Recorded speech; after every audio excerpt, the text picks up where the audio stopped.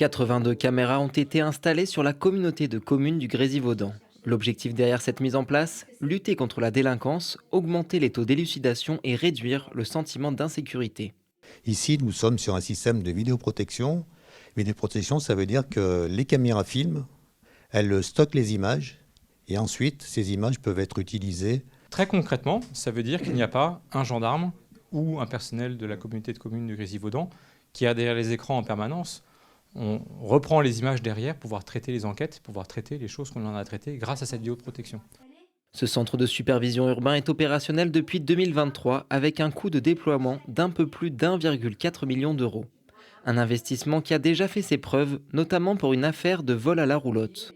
Donc des gens qui cassent les custodes, donc les vitres des véhicules, et qui dérobent ce qui est à l'intérieur des véhicules. Bon, ça c'est des choses qui sont assez complexes parce que ça va très vite.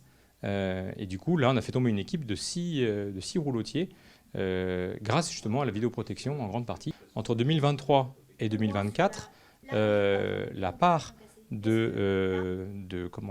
d'enquêtes qui ont permis la résolution de cambriolage a fait plus 50% grâce à la vidéoprotection.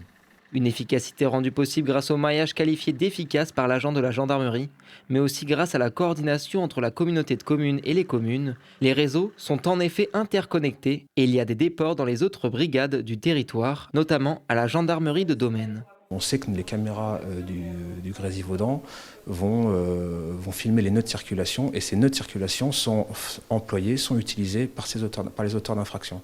Du coup, on arrive à capter des éléments de preuve qui vont être versés au dossier et qui sont forcément utiles pour prouver que telle personne était à tel endroit et que ça a forcément peut-être un lien avec les faits. Voilà. Pour ce qui est du cadre juridique de ce dispositif, il y a des identifiants uniques pour chaque gendarme afin de garantir la confidentialité et la traçabilité de l'utilisation de ces films. Et au bout de 30 jours, les vidéos sont automatiquement supprimées.